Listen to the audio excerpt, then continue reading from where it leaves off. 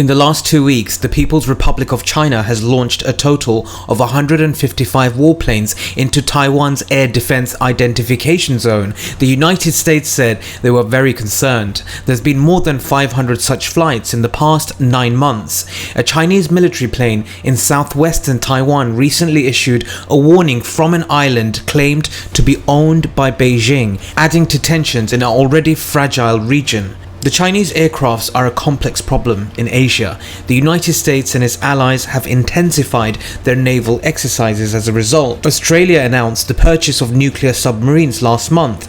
This deal will be seen as a direct challenge to Beijing. At the same time, Japan's voice about China threatening its security has grown louder. And India has told China their bilateral relations can only develop if China pulls its troops back from a confrontation on their disputed Himalayan border. The entire thing can look like the Western world and its stooges against China, or is China actually the problem?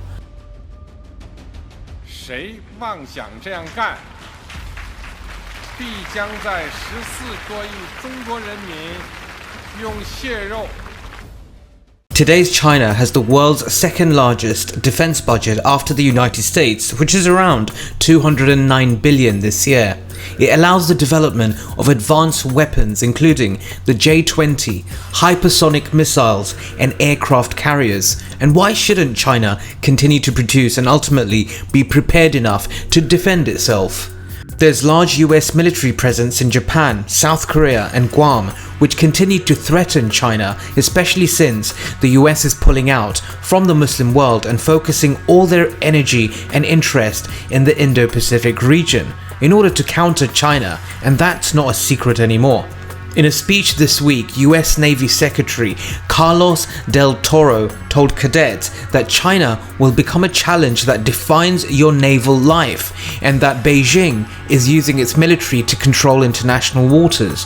He added, "Our job is to maintain peace by ensuring the People's Republic of China doesn't gain a military advantage over the United States nor its allies." In reality, folks, the United States does have the manpower to take on China, but I highly doubt it will use it against China. Take, for instance, growing tensions between Taiwan and China. US supports Taiwan, but will it intervene if the Chinese army decide to invade it? I don't think so. Washington's long-term policy is to provide Taiwan with political and military support, but it can't guarantee immunity from a Chinese response. And that's because the United States doesn't have a base in Taiwan, although the United States officials confirmed this week that apparently there are special forces who've been training with the Taiwan military for more than a year, including maritime operations with the Marine Corps commandos in recent weeks. 是祖国统一的最大障碍，是民族复兴的严重隐患。以和平方式实现祖国统一，最符合包括台湾同胞在内的中华民族整体利益。任何人都不要低估中国人民捍卫国家主权和领土完整的坚强决心、坚定意志、强大能力。 But Taiwan is quite limited in its ambitions to deter Chinese influence. Taiwan has around 300,000 active troops, whereas China has over 2 million. Taiwan's main concern is to maintain economic ties with China, at the same time improve its independent status and avoid military conflict. However, China regards Taiwan as a breakaway province from China and has vowed to retake it by force if necessary. Taiwan and the United States have not had formal diplomatic relations since the US handed over relations to Beijing in 1979. However, the laws in the United States allows Washington to maintain defensive capabilities and provide Taiwan advanced radar systems, fighters and warships, something which China isn't too happy about. And Taiwan has also joined the camp to diplomatically isolate China. US officials and a group of French senators recently visited Taiwan this week. Tony Abbott has accused China of being a bully and warned it could lash out disastrously very soon during a provocative speech in Taiwan.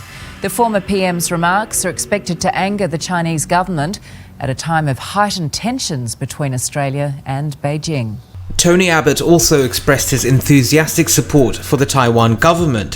So you see, folks, this picture is very murky. What the Western nations are ready to do is send their support to Asian nations against China. However, I doubt these nations will be there when China finally decides to take over Taiwan. Back in August, India, together with the United States, Japan and Australia, sent ships across the Vietnam Sea to participate in exercises outside Guam.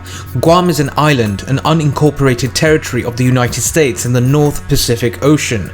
India, of course, was very happy to participate as China and India have been involved in a land border dispute for a long time, leading to conflicts this year and last.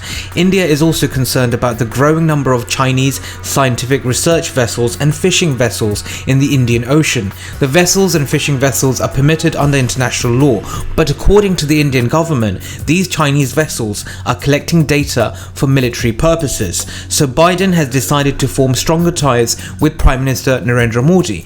Folks, again, the United States is using another Asian nation against another fellow Asian nation for its power game. I say this because in the last 2 years we've seen escalation between China and India. However, prior to that, military skirmishes between China and India were literally unheard of. Tomorrow, India and China will hold the 13th round of commander-level talks to try and resolve the military standoff between the two nations. However, don't hold your breath for any sort of resolve, because when the United States is involved in the equation, there's never peace, only perpetual war which is managed by the US regime. In closing, I think one can argue that China's military image is purely defensive in comparison to America's offensive image. We've all seen it in the Middle East. The United States seems to be obsessed with being two-faced in regards to China. On one hand, it's using Asian countries to try and fight their war. On the other hand, it emphasizes that it does not seek confrontation, but is committed to pursuing a constructive, stable relationship with China. And China is well aware of the United States' two-faced character here. I believe China is merely organizing itself to defend its sovereign rights. Threats from Taiwan to the South China Sea, as well as threats from its long mountainous border dispute with India. It's quite clear that the United States wants to maintain its powerful grip on the global order and has resorted to use various international players to counter the rise of China. I don't think armed conflict will happen overnight between the United States and China or other players who are involved in the US power game, but with the increase in military operations, miscalculations can lead to unexpected escalations.